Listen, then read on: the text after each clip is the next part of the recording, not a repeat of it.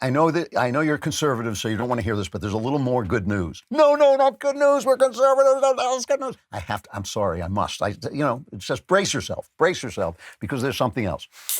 There's a Clinton pollster named Mark Penn, and he's a Clinton pollster. Okay, but I've always found him, a lot of these pollsters, because they deal with numbers, they're not as dishonest as you think they would be. They're trying to get it right. They clearly messed up tremendously this time. They do not know how to get their polls right. I don't believe that was a conspiracy, but I think they've lost their profession has become useless. But here is Mark Penn, a Democrat, and here's what he says. He says, despite billions of dollars spent on persuasion, massive increases in turnout, a media with an agenda, and racial unrest, the changes in American voting patterns were minuscule. This is what he's saying about this election. We are one country divided by two parties. The nation is largely moderate, practical, and driven by common sense over ideology. Most voters prefer compromise on healthcare, immigration, stimulus, and other thorny issues that the extremes of the parties have pushed to the limits.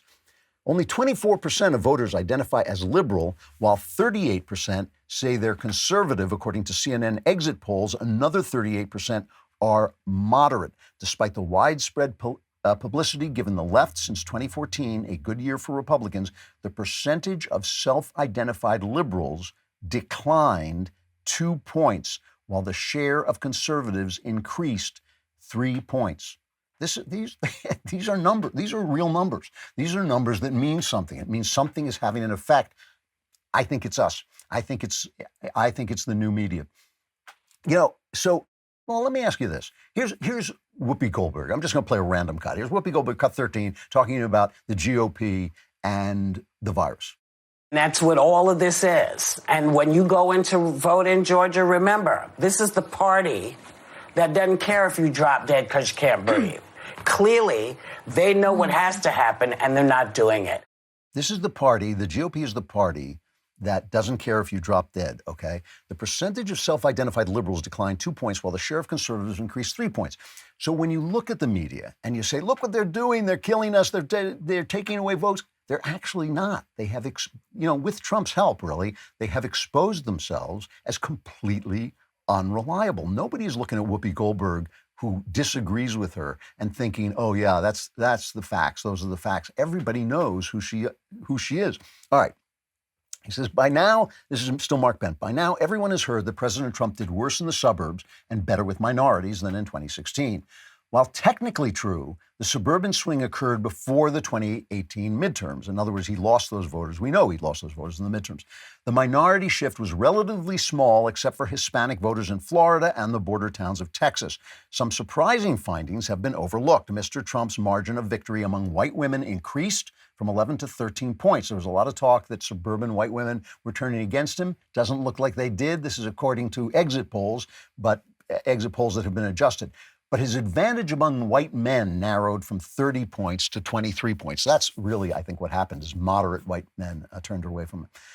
Mr. Biden won almost all the liberals, and Mr. Trump won almost all the conservatives, but Mr. Biden expanded the Democratic lead among moderates to 30 points from 12 to 2016, the single most significant change. Moderate men swung the race to Biden, and this is because of the virus, I think. The Biden campaign focused on character, but if character outweighed issues, Mr. Trump would have lost by 20 points. Democrats did win. Remember, this is a Democrat speaking. Democrats did win on the virus, which was probably what turned the tide. Now, listen to this.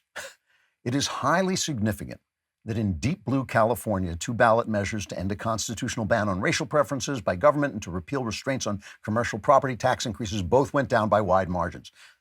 Who told you about this? Me. That's why. That's why you know it's important.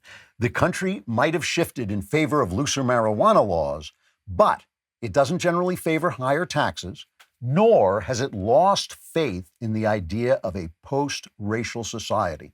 Of course it hasn't. Of course it hasn't. You heard Bill Maher say this the other day, that the left's ideas about race are the ideas of the Ku Klux Klan. Now, I celebrate that Bill Maher said it, but we've been saying it here for years, right? Racism is racism. It doesn't matter. The devil doesn't care who does the hating as long as the hating gets done. This is racism. straight up, this racial theory that they're selling, it's racism. When you bring people in an office and tell them that they have to pay attention to the guy they're having over for a barbecue and they have to worry about the color of his skin, it's racism. It's not going to work. It just makes people more alienated. They may kowtow in the office because they don't want to lose their job, but in the voting booth, they're not going to. Respondents to a not yet released Harris poll named, what do you think is the most important American value? What do you think that respondents to a not yet released Harris poll named as the most important American value? Free speech. Free speech. The speech that's being censored by Jackboots Dorsey on Twitter, the speech that's being censored on the news, the speech that they want to censor at the New York Times. They want to get rid of the First Amendment because it's disinformation and hate speech. Mark Penn adds, these are critical signals from the voters that a new administration can ignore only at its peril. Let's listen once again to Ilhan Omar for a second, cut 12.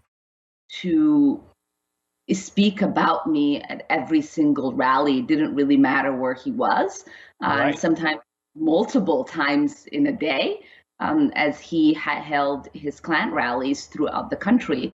So she's calling these rallies where tens of thousands of Americans showed up. She's calling them Klan rallies. And it's good politics to bring her up, right? It's good politics to bring her up, just like it's good politics for them to bring up people that they hate and to their people. We understand that. This is the political game. You can't get swept up into the political game. Ilhan Omar is in a district like this big, right? She can call all these people, 71 million people, maybe more, who voted for Donald Trump, more than have voted for any other president before except Joe Biden, right? A huge number of people. She can call them Klansmen. How do you think that's going to play with those moderates who are just trying to pay attention to what is going on? And this is really important. I am a conservative, and the reason I'm a conservative is because I believe in freedom. Freedom is my primary value. The right to do, think, say what I want, and keep the money I make because it's my time that goes into making that money. Those are really big values to me. But I understand there are other kinds of people in the world, women, for instance, who might value other things. They might value security. They might value equality more than that. They're part of the country too. I want the country to look more like my values, okay? But I can work with them. I can't work with socialists. I can't negotiate with communists. I can't negotiate with those people. Those people are a small number of people. Most of the people in this country, and now the numbers are proving what I've always kind of sensed, most of the people in this country we can talk to. Look, it's their country too. It's not going to be everything that we want. It's not. That's part of politics is compromise. I will fight and speak as hard as I can and explain why I think freedom is the primary value. If the world were a perfect place, would there be a welfare state? Probably not, because the welfare state is just too much of a temptation to politicians. But even Frederick Hayek said you need a welfare state because people are too afraid to be utterly free. They're too afraid to be free without a safety net, right? So even people who believe, like I do, in the free market, understand that the safety net gives the people the confidence they need to stay in the free market. So we can negotiate, we can talk. This is the way politics work.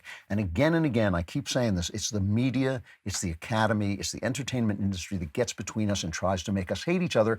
But there's reason to believe in this election result, there is reason to believe that we don't hate each other. There's reason to believe that our flag is still there and the American people are still where it is best, I guess, for them to be, which is center-right. And why do I say it's best for them to be center-right when I'm probably a little more right than they are? It's best to be center-right because it means that we're all getting along. It means we're all finding a way forward. These people rioting in the streets are bad for the left. The people rioting in the streets are bad for the left because Americans are still Americans. Americans are now a lot more different colors than they were when I was a kid. but they're still Americans. And the reason they're still Americans is because the American value system is the value system. This is the thing, it's like you can't really mess around with freedom and equality before the law. Those are kind of the end game of human thought. We're not going to come up with some great new idea. I've got a great new idea, let's treat black people differently than white people. We've never done that before. That's going to be a great idea, says the New York Times. And we've reached the end of this. The end of this is that we're all equal before the law, all equal, all made in God's image. That's the end of the story. So some of these things, we've kind of gone as far as we can go. Now, yeah, can the country be destroyed? Yes. Will everything ultimately that man makes be mortal? Yes. But that doesn't mean that right now we're always fighting for right now. And right now, the news is good. And all this stuff that they do, all the hatred that they've spewed at Donald Trump, I think like almost everything they shot at Donald Trump is going to come back and hit him right smack in the middle of the forehead. I hope you enjoyed that clip from The Andrew Klavan Show. If you did, go ahead and hit the subscribe button so you stay up to date on all our future content.